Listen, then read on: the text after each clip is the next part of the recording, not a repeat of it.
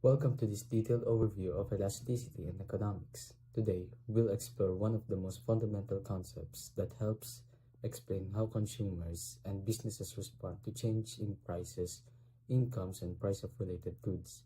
Elasticity is not only crucial for understanding markets, but also helps shape policies and business decisions. By the end of this video, you will have a solid grasp of elasticity and how it works in real-world scenarios. So let's get started. What is elasticity? At its core, elasticity measures how sensitive one variable is to changes in another. In economics, this usually means how much demand and supply changes when there is a shift in factors like price, income, or the cost of related goods.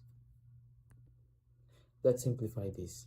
If the price of the goods goes up, will people buy significantly less, or will they continue buying as usual? Elasticity helps us quantify this response and gives us insight into the behavior of consumers and producers. Why is this important? Well, businesses use elasticity to decide on pricing strategies, production levels, and even which markets to target. Meanwhile, government use it to predict how taxes or subsidies will impact demand and supply. So elasticity is like the sensitive meter. It tells us how flexible or stiff the reaction to changes in the market is. Let's begin with the most common type, price elasticity of demand. This measures how much quantity demand of the product changes when it's changed. If a small increase in price leads to a big drop in demand, we say the demand is elastic. Think of luxury goods like designer handbags or electronics.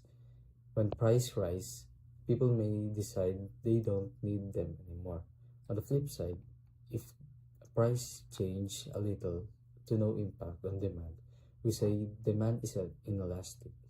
Essential goods like water, electricity, or life-saving medications often fall into this category because people will continue to buy them regardless of price increases. Now let's move on to price elasticity of supply, or PES. Just like demand, supply can also be elastic or inelastic depending on how easily producers can adjust the amount they produce in response to price changes. For instance, if price rise, the companies can quickly ramp up production. Supply is elastic. This is common in the industry which flexible production processes, such as clothing manufacturing, where businesses can produce more when price goes up. However, in this industry with limited resources or complex production process such as oil, extraction, or farming, supply tends to be inelastic. Even if price increases, it might still be hard to produce them even more in the short term. Income elasticity of demand measures how much the quantity demanded of the product changes as consumers' incomes change. This is particularly important for businesses trying to understand which goods will sell more as economies grow and income rise. If the demand of the good increases when income rises, it's called a normal good. Luxury cars, high-end clothing, and vacations are examples of goods with positive income elasticity.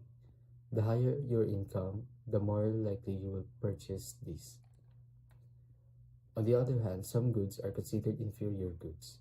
These are products that people buy less of when they have more money.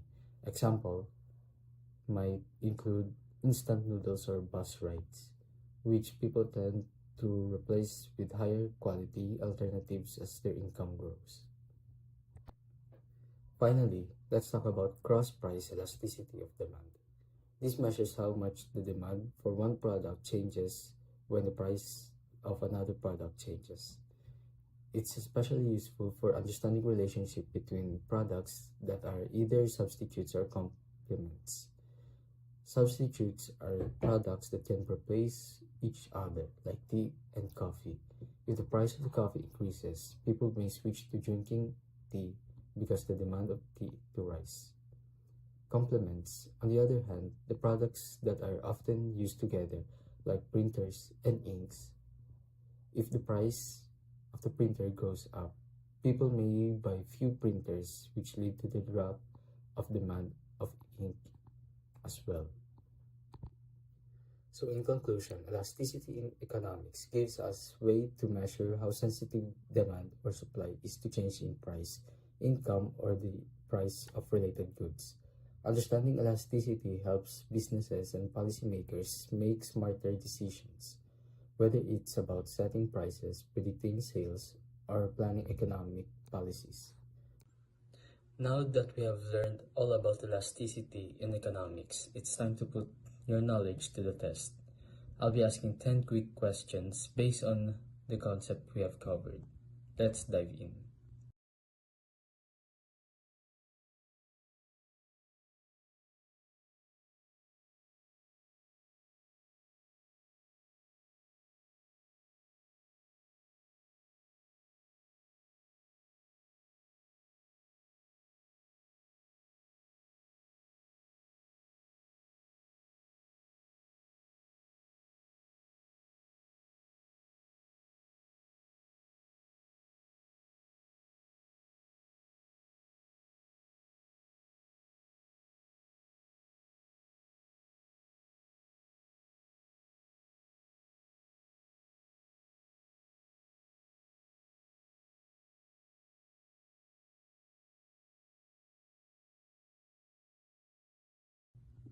That's it for the quiz. Remember that elasticity is all about how prices, demand, and supply react in the real world. Keep practicing. Thank you for watching and see you in the next video.